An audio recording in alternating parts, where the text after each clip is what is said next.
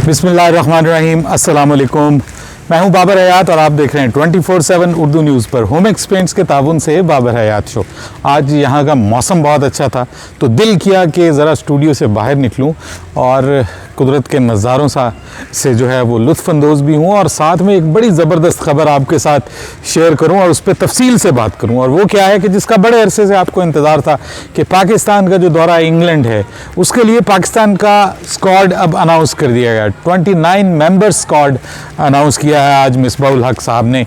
और इस स्क्वाड में जैसा कि मैंने आपको बताया था कि जो हमारे 21 खिलाड़ी तो हमारे सेंट्रल कॉन्ट्रैक्ट का हिस्सा हैं, वो सारे के सारे इसमें हैं।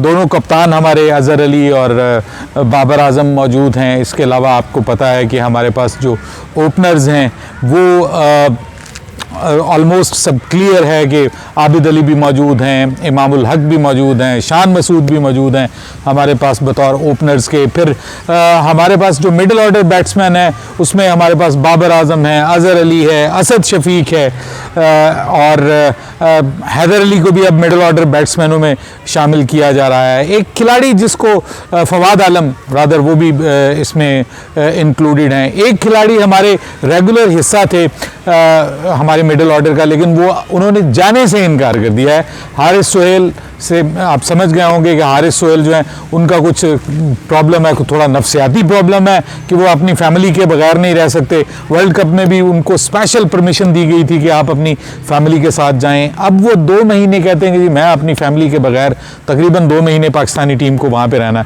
तो मैं अपनी फैमिली के बगैर वहाँ नहीं जा सकता।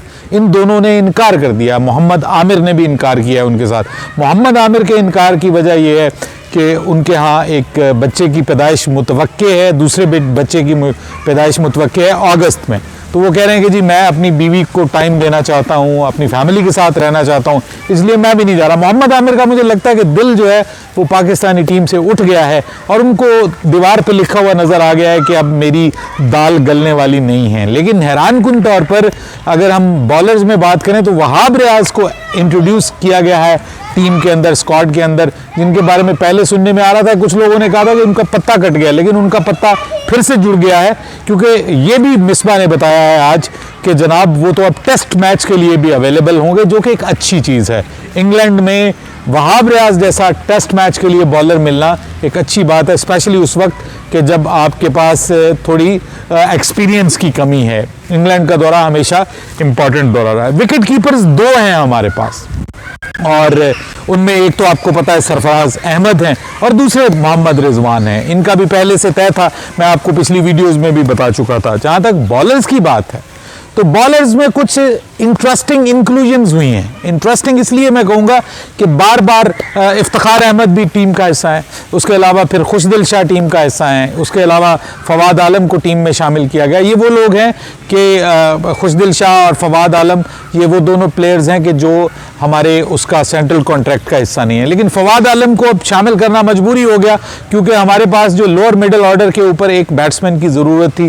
वो पहले तो हारिस सोहेल पूरी करते थे, अब हारिस सोहेल है नहीं, तो फवाद आलम को इस बार एटलीस्ट टेस्ट मैचेस में मौका मिलने के बहुत ज़्यादा चांसेस पैदा हो गए। तो फवाद आलम को इसलिए ज़रूरी बीच में शामिल किया गया। अब अगर हम बॉलर्स की बात करें तो बॉलर्स में सारे बॉलर्स हैं, आपको पता है जितने भी हमारे मेन स्ट्रीम के बॉलर्स हैं सारे हैं। इसके अलावा जो हैरानकुन, फिर मैं एक बार कहूँगा कि हैरानकुन ये इंक्लूजन्स है, समझ नहीं आती कि काशिफ भट्टी को आप स्पिनर के तौर पे, सेकंड स्पिनर के तौर पे लेकर के जा रहे हैं। काशिफ भट्टी को तीसरी सीरीज में लेकर के जा रहे हैं आप। ऑस्ट्रेलिया लेकर के कोई मैच नहीं खिलाया, श्रीलंका के खिलाफ लेकर के कोई मैच नहीं खिलाया, अब ये मजीद एक सीरीज में आप उसको लेकर के जा रहे हैं। क्या उससे बेहतर आपके पास लेफ्ट आर्म स्पिनर और कोई नहीं है? क्या आपको मोहम्मद नवाज नज़र नहीं आता जिसकी परफॉर्मेंस वो वे बेटर दैन काशिफ भट्टी से बहुत ज़्यादा बेहतर है? उसका रिकॉर्ड, उसका कायद-ए-आज़म ट्रॉफी में रिकॉर्ड, उसने सेंचुरी भी कायद-ए-आज़म ट्रॉफी में स्कोर की रेड बॉल के साथ, तो वो वैसे भी बहुत नपी तुली बॉलिंग करता है। और अब जबकि थूक लगाने की इजाज़त नहीं है बॉल के ऊपर, तो इन हालात में ऐसा बॉलर आपके पास के जो बिल्कुल लाइन और लेंथ का ख्याल रखते हुए एक ही जगह पे 6 बॉलें फेंके, उसकी बहुत ज़रूरत है आपको। मोहम्मद नवाज़ को आपने बीच में शामिल नहीं किया, काशिफ भट्टी को शामिल कर लिया, सोहेल खान को इंट्रोड्यूस किया गया काफ़ी सालों के बाद, जो कि समझ से बालातर है। उनको भी कायद-ए-आज़म ट्रॉफ़ी की परफॉर्मेंस पे कहा गया जी कि हमने टीम में एंटर किया। तो क्या कायद-ए-आज़म ट्रॉफ़ी की परफॉर्मेंस के ऊपर आपको बिलाल आसिफ नज़र नहीं आ रहे थे कि जिन्होंने कायद-ए-आज़म ट्रॉफ़ी में टॉप किया है, वो टॉप के बॉलर बने हैं? आपको क्या वो नज़र नहीं आ रहे थे? फिर कायद-ए-आज़म ट्रॉफ़ी की बेस के ऊपर क्या आपको इमरान बट नज़र नहीं आ रहे कि जिन्होंने डबल सेंचुरीज भी की हैं, जो इतनी अच्छी परफॉर्मेंस दे करके आए हैं? ये पिक एंड चूज़ है, ये टैलेंट के बेस के ऊपर तो मुझे नहीं लगता। आपका पता नहीं क्या इसमें राय है। ये जिसको दिल किया है ना जी, उन्होंने फिर उसको सिलेक्ट करके फिर उसका जवाब ढूंढा है कि जी इसका जवाब ये है कि क्योंकि इसने ये किया। सोहेल खान नो डाउट ठीक है, वो एक बॉलर हैं, अच्छे उम्दा बॉलर हैं, और T20 में भी उनकी परफॉर्मेंस बुरी नहीं है। लेकिन अगर आपने T20 के बेस पे शामिल करना था तो सोहेल तनवीर सोहेल खान से बहुत बेहतर बॉलर है। सोहेल तनवीर आपने उसको शामिल करना था। अगर world cup T20 world cup होता है तो 3 T20 मैचेस में आप उसको खिला करके अपनी टीम के लिए एक सीनियर प्रो को अपनी टीम का हिस्सा बना सकते हैं। फिर उसके पास बहुत ज़बरदस्त वैरायटी है। अब आप थूक लगा नहीं सकते, बॉल को शाइन कर नहीं सकते। ऐसी सूरत में जो स्लो बॉल फेंकने वाला और दूसरी तरह स्लो बाउंसर करने वाला बॉलर जो आपके पास T20 में होगा, वो बहुत शानदार आपके लिए एसेट बन सकता है। आप उसको शामिल करते अगर आपने शामिल करना था। फिर आप कहते हैं कि जी हमने फ्यूचर प्रॉस्पेक्ट को सामने रखते हुए ये स्क्वाड तश्कील दिया है। क्या अब काशिफ भट्टी जो कि 30+ की एज के हैं, क्या वो आपका फ्यूचर प्रॉस्पेक्ट है? क्या सोहेल खान जो 35 के हैं वो आपका फ्यूचर प्रॉस्पेक्ट है? फिर आप कहते हैं कि जी फिटनेस, तो कितनी शानदार फिटनेस है जी इनकी। काशिफ भट्टी तो वैसे ही मुझे खासे बल्कि नज़र आते हैं, उनकी फिटनेस भी मुझे कोई बहुत ज़्यादा आइडियल नज़र नहीं आती। फिर आप कहते हैं कि जी हमने कामरान अकमल को नहीं शामिल करना क्योंकि कामरान अकमल की फिटनेस का इशू है। कामरान अकमल उसी कायद-ए-आज़म ट्रॉफ़ी में मुकम्मल फिट होकर उसने परफॉर्म किया है, उसने दूसरे नंबर पे सबसे ज़्यादा स्कोर किया है, फिर वो बेस्ट विकेट कीपर रहा है कायद-ए-आज़म ट्रॉफ़ी, लेकिन उसको हमने शामिल नहीं करना। ठीक है, बाकी जो मतलब मोहम्मद नवाज़ है उसको हमने शामिल नहीं करना। उस इमरान खान सीनियर को एक टेस्ट मैच खिलाया गया, उसके बाद रेगुलर बेसिस पे I don't know what are the basic reasons behind it कि आप उनको बार बार क्यों शामिल कर रहे हैं।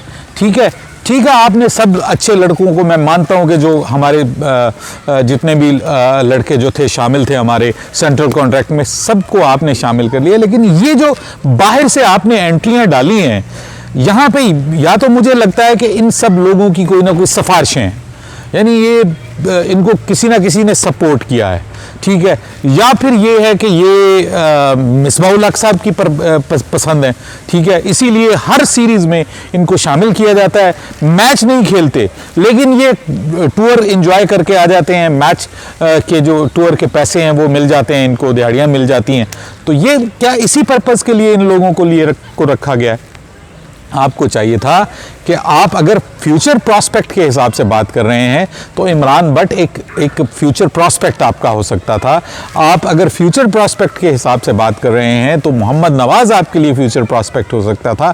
अगर आप बात कर रहे हैं T20 वर्ल्ड कप के पॉइंट ऑफ व्यू से या एशिया कप के पॉइंट ऑफ व्यू से, तो आपके लिए एक बहुत अच्छी ऑप्शन जो नज़र आती है वो सोहेल तनवीर की शक्ल में नज़र आती है। लेकिन ये सारी चीज़ें, बिलाल आसिफ उस बेचारे के साथ हमेशा से ज़्यादती होती आ रही है, अभी भी उसको जो है वो रिजर्व में रखा है कि खुदा ना खास्ता अगर किसी को कोरोना आ जाता है तो उनको हम रखेंगे रिजर्व में। लेकिन ये बात बिल्कुल ठीक नहीं है। ओवरऑल टीम ठीक है, मैं ये नहीं कहता कि टीम गलत सिलेक्ट हो गई है। ओवरऑल जारी बात, जो आपके पास अवेलेबल रिसोर्सेज हैं उनमें से आपने टीम सेलेक्ट कर ली। नए लड़के भी आ गए, हुसनैन आ गया, नसीम शाह आ गया। ठीक है, नए लड़कों में आपके पास शाहीन शाह अफरीदी तो खैर अब आपका सीनियर प्रो बन गया। नई लड़कों में आपके पास जो है वो हारिस रऊफ को भी आपने शामिल किया। ठीक है, हैदर अली है, खुशदिल शाह है, सब आपने जो भी अवेलेबल थे वो शामिल कर लिए। लेकिन क्या इफ्तिखार अहमद को आप टेस्ट मैच खिलवाएंगे? क्या इफ्तिखार अहमद की जगह जो है वो इमरान बट नहीं आ सकता था टेस्ट मैचेस के लिए? ठीक है, उसको आप T20 खिलाइए, उसको आप वनडे खिलाइए, लेकिन टेस्ट मैचेस में उसकी जगह नहीं बनती, क्योंकि जिस तरह से बैडली उसने डिसअपॉइंट किया है टेस्ट मैचेस में ऑस्ट्रेलिया में, उसके बाद उसकी टेस्ट मैचेस में जगह नहीं बन रही। लेकिन अगेन वो मिसबा का लाडला है। अभी भी ऐसा लग रहा है कि सारे के सारे जो ये जो सिलेक्शन हुई है उसमें मैक्सिमम जो रोल प्ले किया गया है वो मिसबा ने किया है। अच्छी बात यह है कि चलिए जी शुएब मलिक और उनको शामिल कर लिया गया, मोहम्मद हफीज़ को। पहले प्लान ये था कि उनको शामिल नहीं करना था, लेकिन अब क्यों शामिल किया गया? क्योंकि अब चांसेस बन गए हैं T20 वर्ल्ड कप के, तो इस वजह से उनको शामिल कर लिया गया है।